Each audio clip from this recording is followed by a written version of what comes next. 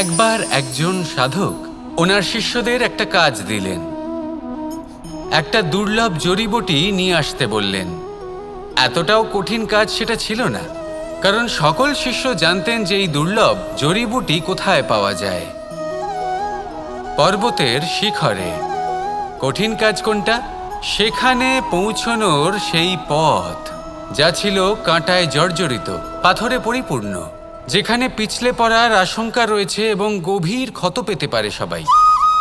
এবার বেশ কয়েকজন শিষ্য গেলেন, তার মধ্যে কয়েকজনই সেই জড়িবুটি নিয়ে আসতে পারলেন। কারণটা কি ছিল? কিছু শিষ্যের মনোযোগ ছিল শুধুমাত্র লক্ষ্যের দিকে, অর্থাৎ পর্বতের সেই শিখরে। কিছু শিষ্যের মনোযোগ ছিল পথের এই সংকটগুলির ওপর। কিছুজন নিজের সমস্ত মনোযোগ, সমস্ত শক্তি কেন্দ্রীভূত করলেন শুধুমাত্র লক্ষ্যের দিকে। বাকিরা মনোনিবেশ করলেন এই সংকটের থেকে নিজেকে বাঁচাতে। কিন্তু যাদের মনোযোগ শুধু লক্ষ্যের দিকে ছিল, শুধু তারাই জড়িবুটি নিয়ে আসতে পারলেন। কারণ কি ছিল? একটা সহজ ব্যাপার যা আমাদের বুঝতে হবে। আমরা যদি লক্ষ্যে পৌঁছতে চাই, তাহলে বিপদের সম্মুখীন তো আমাদের হতেই হবে, আর কোনো বিকল্প নেই। যন্ত্রণাও হবে, পায়ে কাঁটাও হয়তো ফুটতে পারে, হয়তো পড়েও যেতে পারেন, হয়তো রক্তপাতও হতে পারে। কিন্তু তার সাথেই সাফল্য অর্জনের যে আনন্দ, সেটাও পাওয়া যায়। সেই জন্য নিজের মনোযোগ সবসময় লক্ষ্যের দিকে রাখুন, পথের সেই বিপদগুলির দিকে নয়। সত্যি কথা বলতে, এই বিপদ এটা কিছুক্ষণের, আজ আছে কাল নাও থাকতে পারে। কিন্তু যদি লক্ষ্যকে প্রাপ্ত করতে পারেন, তাহলে তার আনন্দ আপনার সাথে সারা জীবন রয়ে যাবে। তাহলে লক্ষ্য প্রাপ্ত করুন আর আমার সাথে ভালোবেসে বলুন, রাধা রাধা। কোনো এক সময়ের ঘটনা এটা। মা এবং বাবা হাটে গিয়েছিলেন। তখন আমি আর দাদা গিয়েছিলাম গরু চড়াতে। আমরা বাড়ি ফিরে এলাম, আর মা সেই সময় একটা কাজ করতেন। যখনই হাটে যেতেন, দরজা তালা বন্ধ করে যেতেন। উনি খুব ভালো করে জানতেন যে যদি ওনার এই মাখন চোর সঠিক সময়ে পৌঁছে যায়, তাহলে এক ফোঁটাও মাখন আর অবশিষ্ট থাকবে না। এবার ঘটনা কিছুটা এরকম হলো যে মা আর বাবা মাঝে মাঝে হাটে যেতেন, তাই মাঝে মাঝেই দরজা তালা বন্ধ করতে হতো। যখন মা আর বাবা ফিরে এলেন, তখন বাবা ভুলে গিয়েছিলেন যে এই চাবির গোছা থেকে ঠিক কোন চাবিটা দরজার তালা খোলার জন্য উপযোগী। উনি চেষ্টা করতে শুরু করে দিলেন। একটার পর একটা চাবি দিয়ে উনি চেষ্টা করতে থাকলেন, কিন্তু সেই দরজার তালা তো খুলতেই চাইছিল না। ওনার মাথা থেকে ঘাম পড়তে শুরু করলো। তখন মা বললেন যে তালা ভেঙে দেওয়া যাক। মা চলে গেলেন, আর বাবা বললেন, না না দাঁড়াও, আর কিছু চাবি বাকি আছে, এটা হয়তো খুলতে পারবো। মা হাতুড়ি নিয়ে চলে এলেন সেই তালা ভাঙার জন্য, আর তখনই বাবা শেষ চাবিটা প্রয়োগ করলেন, আর দরজার তালা খুলে গেল। যদি উনি চেষ্টা না করতেন, তাহলে এই তালাটাও ভেঙে যেত আর চাবিটাও নষ্ট হয়ে যেত, ঠিক কি না? এবার এই ঘটনাটা আমি দেখেছিলাম, আর আমার মনে হলো যে কখনো কখনো এই চাবির গোছার মধ্যে থেকে শেষ চাবিটাও কিন্তু জীবনের দরজা খুলে দিতে পারে। সেজন্য আপনি যদি জীবনে সাফল্য লাভ করতে চেষ্টা করেন, নিজের লক্ষ্যে পৌঁছতে চান, তাহলে হার মানবেন না। হয়তো দেখবেন আপনার পরবর্তী প্রচেষ্টা বা এই অন্তিম প্রচেষ্টা আপনাকে সাফল্যের পথে নিয়ে গেল।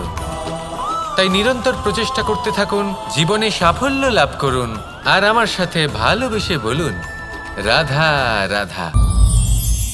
কোনো এক সময়ের কথা, একজন জেলের একটা ছোট্ট পুত্র ছিল। সে ভাবল যে আমি আমার বাবার মতোই মাছ ধরব। তখন সে একটা লাঠি নিল, তাতে দড়ি বাঁধল, আর সেই দড়ির মুখে যে কাঁটা বিঁধে থাকে তাতে চারা ঝুলিয়ে জলে ফেলল আর বসে থাকল। কিছু সময় পরে জলে একটি তরঙ্গ দেখা গেল। ও বুঝতে পারল খুব বড় একটা মাছ ফাঁদে পড়েছে। ও বল প্রয়োগ করলো, সেটা টানার চেষ্টা করলো। মাছও বল প্রয়োগ করলো, আর শেষে যেটা হলো, সেই দড়ি ছিঁড়ে গেল আর মাছ বেঁচে পালিয়ে গেল। দেখুন, ও অনেক চেষ্টা করলো, কিন্তু অসফল হলো। কখনো অধিক বল প্রয়োগ করলো, আবার কখনো কম বল, কিন্তু কিছুতেই সফল হলো না। ও পঞ্চমবার প্রচেষ্টা করলো, না বেশি বল প্রয়োগ করলো না কম, ততটাই বল প্রয়োগ করলো যতটা পর্যাপ্ত, ঠিক ততটাই বল যতটা বল সেই মাছ প্রয়োগ করলো, আর শেষ পর্যন্ত জীবনে প্রথমবার ও মাছ ধরতে সফল হলো। এবার এই কথার সারমর্ম কি? ভারসাম্য। এটাই হলো জীবনের সবথেকে বড় নিয়ম। আমাদের সবার জীবনে সমস্যা রয়েছে, কখনো মন দিয়ে ভেবে দেখবেন।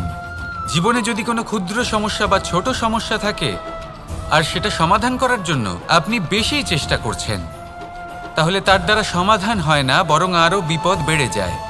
যখন কোনো বড় সমস্যা থাকে আর আপনি কম চেষ্টা করতে থাকেন, তখন সমাধান হয় না, তা চলতেই থাকে।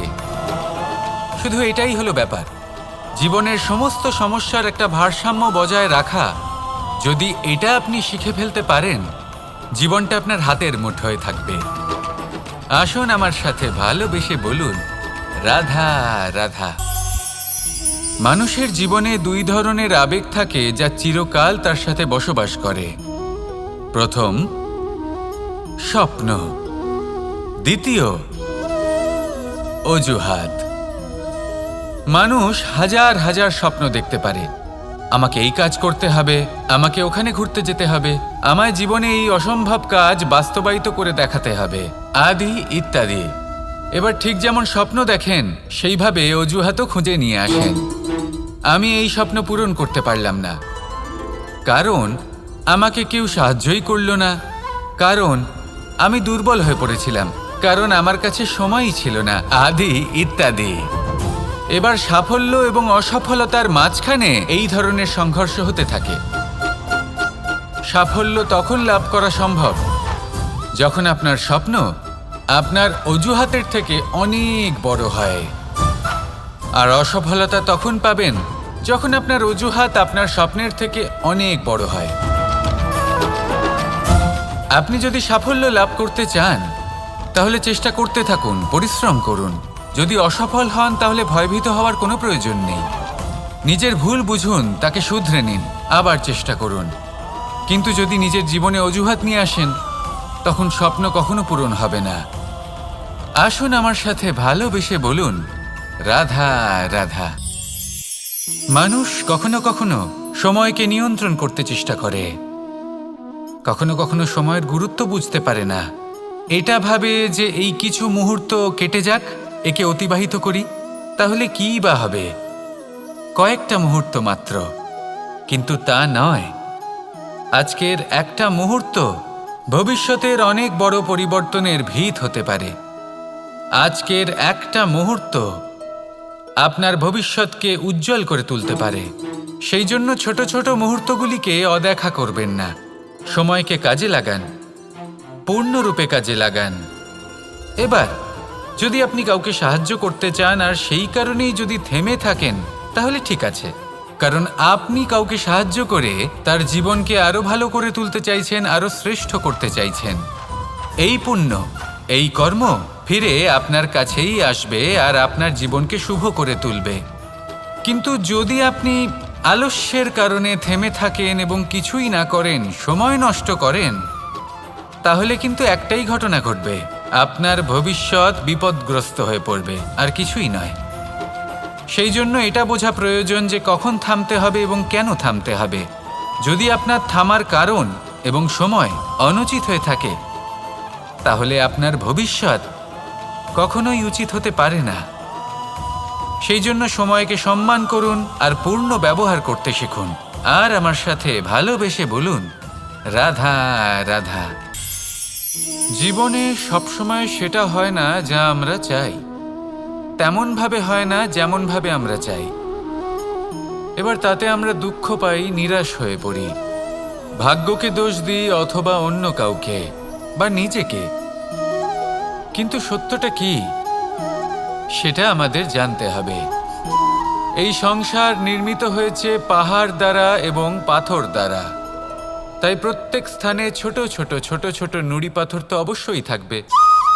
এগুলো এড়িয়ে যাওয়া সম্ভব নয়, আর এই কথাটা আমরা সকলে জানি। এবার এইভাবেই আমাদের জীবনে নানান রকমের সমস্যা লেগেই থাকে। এর হাত থেকে কোনোভাবেই নিস্তার পাওয়া সম্ভব নয়। একটা সমস্যা এড়াতে যান, দ্বিতীয় চলে আসবে, দ্বিতীয় সমস্যা এড়াতে যান, তৃতীয় চলে আসবে। কিন্তু সমস্যা জীবনে থাকবেই, আর আপনাকে সাহায্য করার জন্যই থাকবে কোনো না কোনো রূপে। আপনার চারপাশে পাথর আছে, এটা আপনার উপর নির্ভরশীল আপনি কি করবেন, কোন পথে অগ্রসর হবেন এবং কিভাবে অগ্রসর হবেন। এবার দেখুন, এটা তো সবসময় সম্ভব নয় যে আপনার পদতলে ফুলের চাদর থাকবে, এটা তো অসম্ভব। সেই জন্য উচিত এটাই হবে যে আপনি পাদুকা পরিধান করে জীবনে অগ্রসর হন। এর সারমর্ম এটাই, যখনই জীবনে সমস্যা আসবে দৃঢ় হয়ে সম্মুখীন হন এবং এটা বোঝার চেষ্টা করুন যে এই সমস্যা জীবনে কেন এলো, কি শিক্ষা দিয়ে গেল। আপনার মধ্যে দোষ অবশ্যই থাকবে, তাকে গুণে পরিবর্তিত করুন। এই জীবন আরো বেশি সহজ সরল হবে এবং প্রসন্ন হয়ে বলবে, রাধা রাধা। অনেক মানুষ আমাকে এসে বলেন যে কানাই, তোমার কথাগুলি তো আর কি বা বলি, তোমার কথা কি থেকে কি করে ফেলতে পারে, অসম্ভবকে সম্ভব করে ফেলতে পারে। এত শক্তি তোমার কথাতেই রয়েছে, তো অন্য কিছু করার কোনো প্রয়োজনই কোথায়?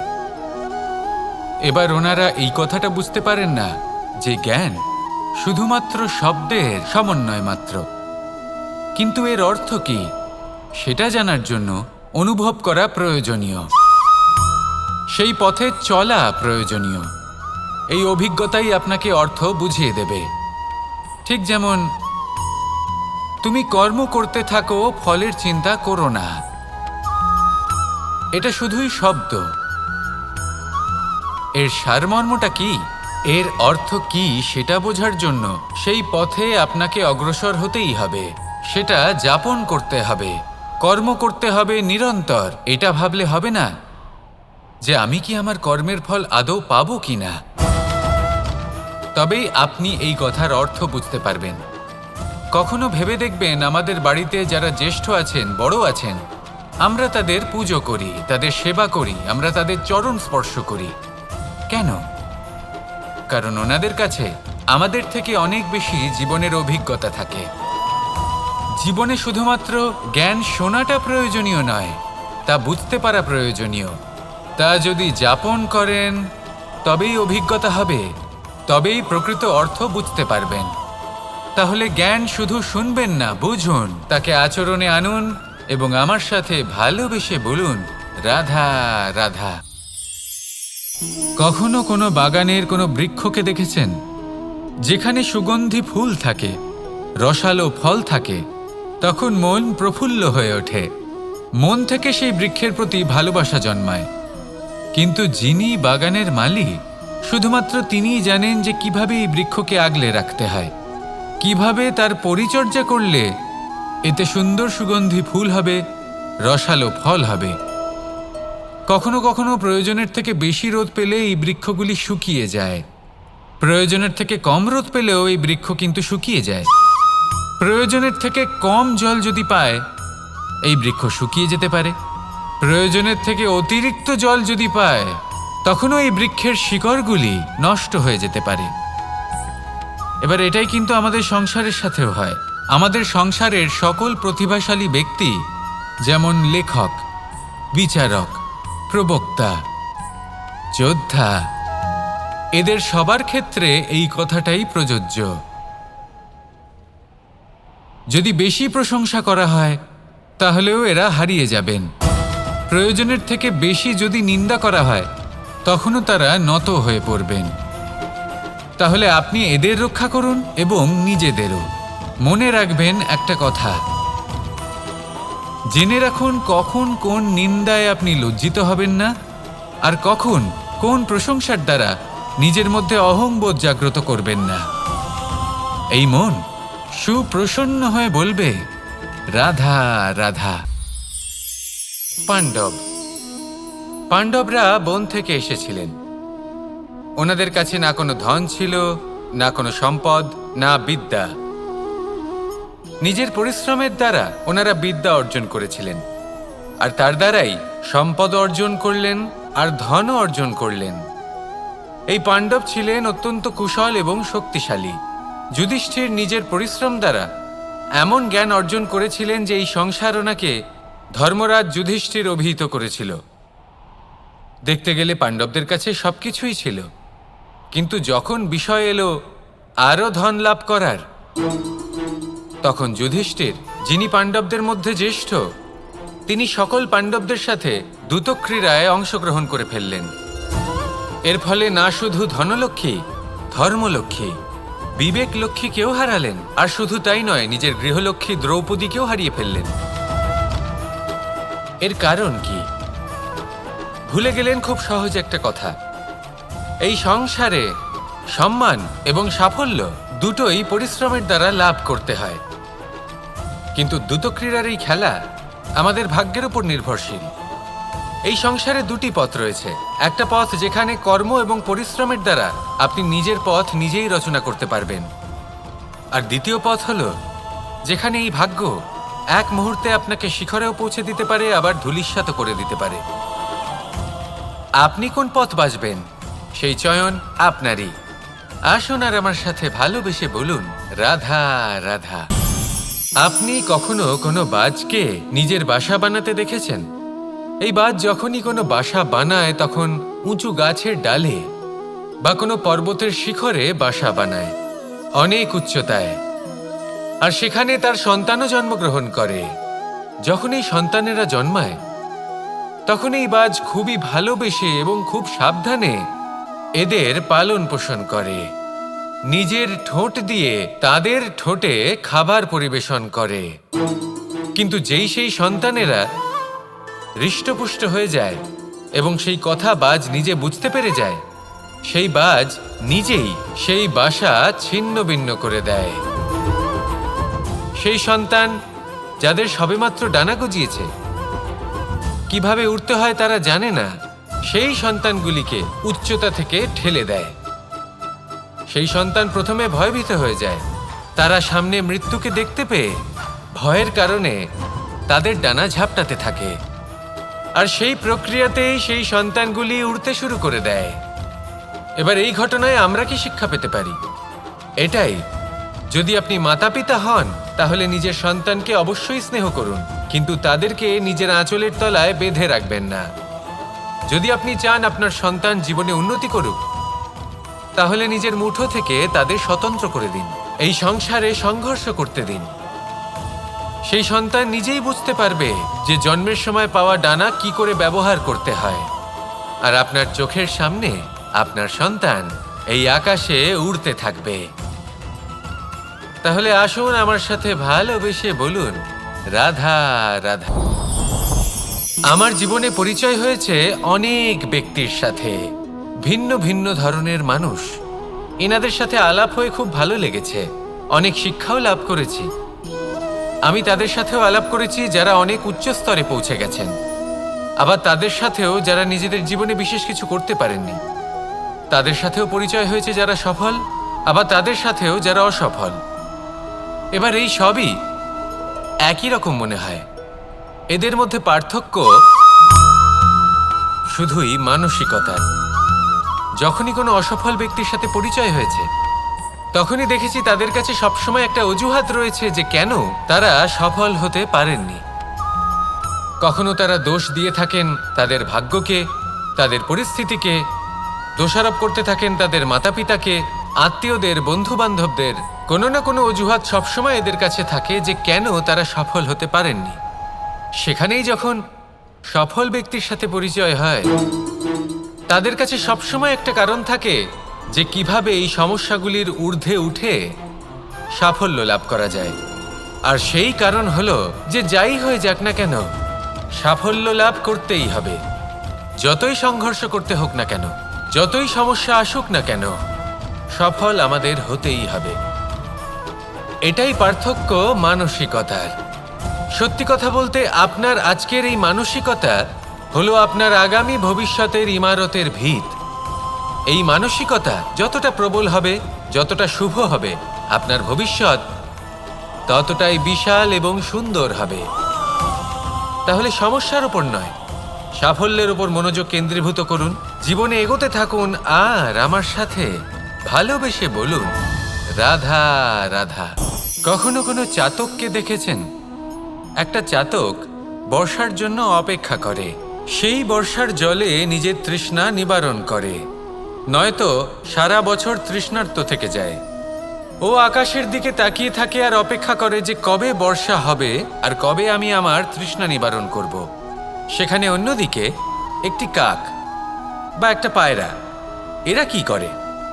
যেখানে জল পায় পান করে নেয়, যেখানে খাবার পায় খেয়ে নেয়, আত্মীয় স্বজন বন্ধুবান্ধব যাকেই পায় তার সাথে সময় কাটায়, খাবার খায় আর চলে যায়।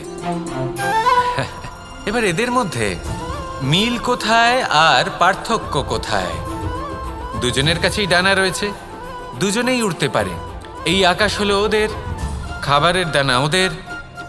পার্থক্য হলো তাদের অভিলাষার, পার্থক্য হলো তাদের আকাঙ্ক্ষার, পার্থক্য জীবন যাপনের ধরনের। এবার যত বেশি আকাঙ্ক্ষা থাকবে, যত দামি জীবনযাপন করার ইচ্ছে থাকবে, তত বেশি কষ্ট আপনাকে সহ্য করতে হবে। আবার অন্যদিকে জীবন যত সরল হবে, জীবনযাপন যত সরল হবে, সমস্যা ততটাই কম হবে। তাই সবসময় চেষ্টা করবেন আপনার মানসিকতা এবং আপনার জীবন যেন সরল হয়। ভালোবাসতে থাকুন। যদি কেউ আপনাকে ভালোবাসে, তাকেও আপনি ভালোবাসা ফিরিয়ে দিন। তাদের সাথে কথা বলুন, কিছু তাদের কথা শুনুন, কিছু নিজের কথা বলুন। দেখবেন সকল তাপ উত্তাপ দূর হয়ে গেছে। এটাই তো হলো জীবনের সারমর্ম। তাই প্রেমে থাকুন, ভালোবাসুন, আর ভালোবেসে আমার সাথে বলুন, রাধা রাধা।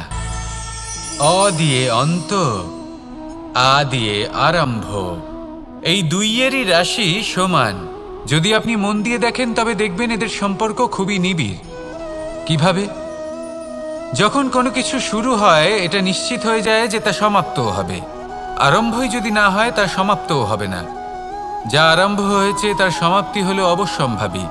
এটাই হলো প্রকৃতির নিয়ম, একে এড়ানো যায় না। এবার এই কথা আমরা সকলে জানি। এবার মানুষ কি ভাবে যে সমাপ্তির পরে কি হতে পারে? এর উত্তর তাদের কাছে নেই। তাদের উচিত অন্য কোনো বিষয় ভাবা যা বেশি গুরুত্বপূর্ণ।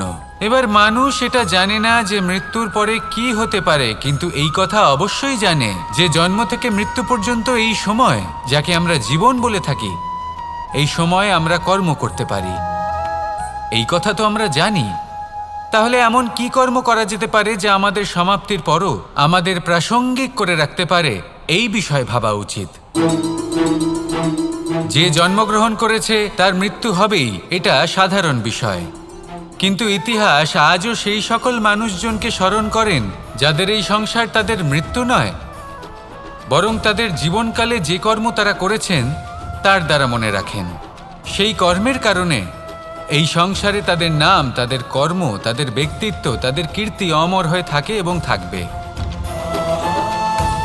আপনার কাছে এতটা সময় নেই যতটা আপনার মনে হচ্ছে আপনার কাছে আছে। সেই জন্য যত শীঘ্র সম্ভব শ্রেষ্ঠ কর্ম করুন, যতটা পারবেন ততটা অধিক সুকর্ম করুন। এই সংসারে নিজেকে অমর করে তুলুন আপনার মৃত্যুর পরেও, আর আমার সাথে ভালোবেসে বলুন, রাধা রাধা।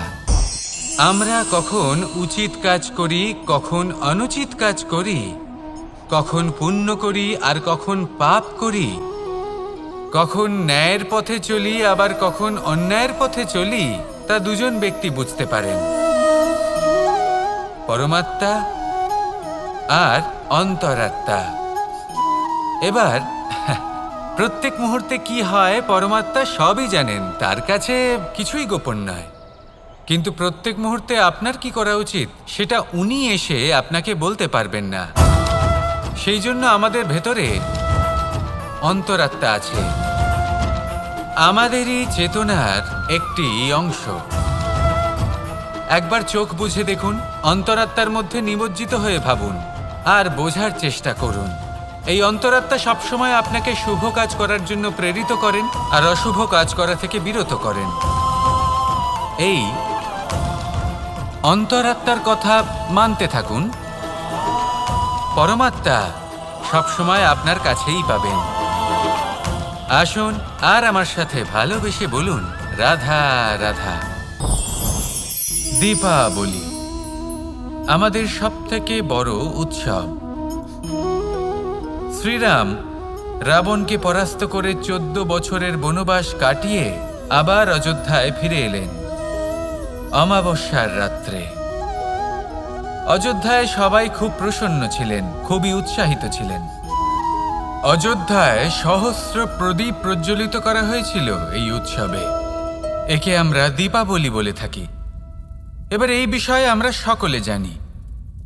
আপনি কি এটা জানেন যে শ্রীরাম বাস্তবে অমাবস্যার এক রাত আগেই অযোধ্যায় পৌঁছে গেছিলেন? সবার সামনে অমাবস্যার রাতে এসেছিলেন। এর কারণ কি?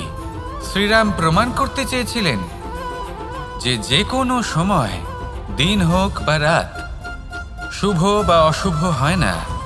শুভ অশুভ কিছু থাকলে তা হলো মানুষের চিন্তা, তার ভাবনা, তার নির্বাচন আর তার কর্ম। নিজেই দেখে নিন, শ্রীরাম শুভ কাজ করে ফিরেছিলেন এবং অমাবস্যার মতো গভীর এক রাত্রিকেও দীপাবলিতে পরিবর্তিত করেছিলেন। এমনটাই যদি আমরা করতে পারি, তাহলে এমন কোনো গৃহে যান যেখানে অসহায় ব্যক্তি রয়েছেন, যা অন্ধকারাচ্ছন্ন, আর সেখানে প্রকাশ প্রজ্বলিত করুন। প্রকাশ সহায়তার, প্রেরণার, আশার। যদি এমন কিছু আমরা করতে পারি, তাহলে তাকে প্রকৃত অর্থে দীপাবলি বলা যেতে পারে। তাহলে নিজের পরিবারের সাথে দীপাবলি পালন করুন। আপনাদের শুভেচ্ছা জানাই। আসুন আর আমার সাথে ভালোবেসে বলুন, রাধা রাধা। এমন কিছু রয়েছে মানুষের মনে, তাদের জীবনে, এমন এক আবেগ যা সর্বজন বিদিত, যা সবাই জানেন যে উপস্থিত আছে। সেটাকে আমরা সমস্যা বলে থাকি। এমনিতে আমরা সকলেই জানি যে এমন কোনো গৃহ নেই যেখানে মৃত্যুর ছায়া পড়েনি। এমন কোনো বৃক্ষ নেই যার দ্বারা ওষুধ তৈরি সম্ভব নয়। এমন কোনো অন্ন নেই যা সময়ের সাথে বিষ বা অমৃতে পরিণত হতে পারে। এবার এই সমস্যাগুলি কোনো ব্যক্তির জন্য সমস্যা হতে পারে, কিন্তু নিজে থেকে এরা কোনো সমস্যাই নয়। এরা আসে আমাদের সাহায্য করতে, আমাদের কিছু শেখাতে। আপনি নিজেই দেখুন, পর্বতের শিখর থেকে কোনো এক পাখি পড়ে গিয়ে নিজের প্রাণ ত্যাগ করল। সেটা কখন সম্ভব? যখন সেই পাখি ওড়ার চেষ্টাই করে না। তখন যখন কোনো ব্যক্তি জলে পড়ে যান এবং ডুবে গিয়ে নিজের প্রাণ হারান, এর সম্ভাবনা কখন বেশি থাকে? যখন সেই ব্যক্তি সাঁতার কাটার চেষ্টাই করেন না। তখন এই সমস্যা প্রত্যেকের জীবনে থাকবেই, কিন্তু এটা মনে রাখা প্রয়োজনীয় যে কোনো সমস্যা পরিস্থিতির কারণে সমস্যা হয়ে ওঠে না। এই পরিস্থিতি যখন আমাদের সামনে আসে, আমাদের তা কঠিন মনে হয়। আমরা নতমস্তক হয়ে পড়ি, ভয়ভীত হয়ে পড়ি, তার সম্মুখীন হতে পারি না। তখন তা সমস্যার রূপ নেয়। দৃঢ় হয়ে দাঁড়িয়ে থাকুন সাহসের সাথে। এই পরিস্থিতিগুলির সম্মুখীন হন, দেখবেন সমস্যা কখন সাফল্যে পরিণত হবে আপনি জানতেই পারবেন না। আসুন আমার সাথে ভালোবেসে বলুন, রাধা রাধা। এই সংসারের সবথেকে কঠোর ধাতুর মধ্যে একটি হলো লোহা। লোহা দিয়ে আমরা অনেক অস্ত্র শস্ত্র লাভ করি, অনেক বস্তুও লাভ করি। এবার এই লোহাকে কাটার জন্য, একে কোনো আকার দেওয়ার জন্য কি প্রয়োগ করতে হয়? লোহা। এবার এই কথাটা আমরা সকলেই জানি যে লোহার দ্বারাই লোহাকে কাটতে হয়। এবার এই কথা আমি আপনাকে কেন বলছি? এরপরে খুব বড় একটা প্রশ্ন আসে, যা খুব বড় শিক্ষা দিয়ে যায়। এটা কেন হয় যে আমরা একটা লোহা দিয়ে একটা লোহাতে আঘাত করছি, কিন্তু যে লোহা দ্বারা আঘাত করছি তার আকার বদলাচ্ছে না, যার ওপর প্রহার করছি তার আকার বদলাচ্ছে? এতে পার্থক্যটা কোথায়? পার্থক্য হলো তাপমাত্রার। দেখুন, যে লোহাকে আমরা কাটতে চাই তার তাপমাত্রা বাড়াতে হয়, তাকে গরম করতে হয়। আর যে লোহা দ্বারা আমরা আঘাত করতে চলেছি সেই লোহা আমাদের ঠান্ডা রাখতে হয়। অর্থাৎ ঠান্ডা লোহা গরম লোহাকে কেটে দেয়। এবার এই শিক্ষা কি আমাদের জীবনে যথেষ্ট নয়? আমাদের জীবনে অনেক সমস্যা আসতে পারে, কিন্তু আমাদের এই বিষয়ে বিশেষ খেয়াল রাখতে হবে যে আমাদের মনকে আমরা যেন ঠান্ডা রাখি, এই মস্তিষ্ককে শান্ত রাখতে হবে। যদি আমরা ক্রোধ বা ঈর্ষার আগুনে জ্বলতে থাকি, বিদ্বেষের আগুনে জ্বলতে থাকি, তাহলে আমরাও সেই লোহার মতোই হয়ে যাব যার তাপমাত্রা অত্যন্ত বেশি। তখন যে কেউ এসে আমাদের বিচ্ছিন্ন করে চলে যাবে। মনে রাখবেন, যিনি যত বেশি স্থির বুদ্ধির অধিকারী, যিনি হলেন সবথেকে বেশি শান্ত, তিনি হলেন সবথেকে বেশি বলশালী। তাহলে শান্ত থাকুন আর আমার সাথে ভালোবেসে বলুন, রাধা রাধা। এই সমগ্র সংসারের সবথেকে গুরুত্বপূর্ণ ব্যক্তি কে? স্বয়ং আপনি। নিজের জন্য তো বটেই, তাই না? কারণ যখন আপনি জন্মগ্রহণ করেন, নিজের চোখ খোলেন, এই সংসারে আসেন, তখনই তো এই সংসারকে আপনি দেখতে পান, অনুভব করতে পারেন। এখানকার আবেগ, এখানকার মানুষজন তখন থেকেই অনুভব করেন। যদি আপনি না থাকেন, তাহলে এই সংসারের অস্তিত্ব আপনার কাছে শূন্যের সমান, তাই না? আপনি না থাকলে এই সংসারও আপনার কাছে নেই। এবার সবাই বলবেন যে এ তো সত্যি কথা। সেই অনুযায়ী তো আমার স্বার্থপর হওয়া উচিত, অহংকারী হওয়া উচিত, কারণ আমার কাছে আমিই তো সবকিছু। দৃষ্টিভঙ্গি পাল্টে দেখুন। আপনার কাছে সবথেকে বেশি গুরুত্বপূর্ণ ব্যক্তি কে? আপনি নিজেই। সেই মানুষটি কেমন হওয়া উচিত একটু ভেবে দেখুন। সবসময় সকলকে সাহায্য করুন, একসাথে মিলে পরিশ্রম করুন, সাহায্য করুন অন্যদেরকে। এটা অতি আবশ্যক। এবং তার থেকেও বেশি গুরুত্বপূর্ণ হলো এটাই যে আপনার মনে যেন কখনো এই বিষয়ে ভয় না থাকে যে আমি আমার প্রিয়জনদের, আমার কাছের মানুষগুলিকে হারিয়ে ফেলব। এই ভয় কখনোই মনের মধ্যে থাকা উচিত নয়। যদি ভয় থাকে তাহলে থাকুক এই বিষয়ে যে সকল মানুষ আমার জীবন থেকে, আমার থেকে দূরে চলে যাচ্ছেন, তাদের বাধা দিতে দিতে আমি যেন নিজেকেই না হারিয়ে ফেলি, নিজের অস্তিত্বকেই না হারিয়ে ফেলি, নিজের ব্যক্তিত্বকে, নিজের বিচারধারাকে, নিজের করুণার শক্তি না হারাই। তাহলে এই ভয় ত্যাগ করুন আর আমার সাথে ভালোবেসে বলুন, রাধা রাধা। মানুষের দুটো রূপ রয়েছে। এক, আমাদের এই মুখ যা শুধুই চোখে দেখা যায়, আর দ্বিতীয় আমাদের এই মন যা শুধুমাত্র অন্তরাত্মা দ্বারা দেখা যায়। এবার আমাদের এই মুখ তা ঈশ্বর সকলকেই আগে থেকেই প্রদান করেছেন, কিন্তু এই মন কেমন হবে তা আমাদের জীবনের অনুভূতি এবং আমাদের জীবনের লক্ষ্য এগুলি সুনিশ্চিত করে। অর্থাৎ নেত্র দিয়ে দেখা যায় আমাদের এই মুখ, তা শুধুই এই কারণে প্রয়োজন যাতে সংসার আমাদের দেখতে পায়, আমাদের চিনতে পারে। কিন্তু যদি এই সংসারে আপনি প্রকৃত অর্থে মান সম্মান লাভ করতে চান, তাহলে নিজের অন্তরাত্মাকে আপনাকে বিকশিত করতেই হবে। দেখুন, কথায় আছে এই যে অসুর, তা শারীরিকভাবে উপস্থিত নয়, তা মনের মধ্যে থাকে। যদি এই মন থেকে অসুরকে বের করে দেওয়া যায়, তাহলে শরীরে তা উপস্থিত থাকবেই না। তাই মনকে শুদ্ধ করুন আর আমার সাথে ভালোবেসে বলুন, রাধা রাধা। প্রয়াস, পরিশ্রম, এই শব্দগুলি শুনতে হয়তো ছোট মনে হয়, কিন্তু এর মূল্য অনেকটাই অধিক। এবার প্রয়াসও কিন্তু দুই ধরনের হয়। একটা প্রয়াস তাই যা আমরা নিজের মন থেকে, অন্তর থেকে সমগ্র শক্তি দিয়ে করার চেষ্টা করি। এবারে এই প্রয়াস প্রচেষ্টার নামান্তর। কিছু প্রয়াস এমনও হয় যেমন দ্রুতক্রীড়া খেলা। মানুষ বলেন, আজ একটু প্রয়াস করি, একটু দ্রুতক্রীড়া খেলেই দেখি, যদি বিজয়ী হই তবে ভালো ব্যাপার, যদি না হই তবে আর কখনো খেলবো না। এটাও কিন্তু প্রয়াস, কিন্তু এই প্রয়াস পরিশ্রম নয়। পাণ্ডবদের দেখুন, ওনারা যখন পরিশ্রম করেছিলেন তখন খাণ্ডবপ্রস্থকেও ইন্দ্রপ্রস্থ বানিয়েছিলেন। দ্রুতক্রীড়া খেললেন, সেই মুহূর্তেই ইন্দ্রপ্রস্থ হারিয়ে ফেললেন। পরিশ্রম করলেন, সগৌরবে রাজা হলেন। দ্রুতক্রীড়া খেললেন, তখন এক মুহূর্তে রাজা থেকে নিঃস্ব হয়ে গেলেন। সারমর্ম এটাই যে দ্রুতক্রীড়া কখনো কখনো আপনার মিত্র হতে পারে, কখনো সে আপনাকে বিজয়ী করতে পারে, কিন্তু প্রয়াস এবং পরিশ্রম যখন একসাথে মিলিত হয় তখন তা সর্বদাই আপনার সাথে থাকে। প্রয়াস করতে থাকুন, পরিশ্রম করতে থাকুন আর আমার সাথে ভালোবেসে বলুন, রাধা রাধা।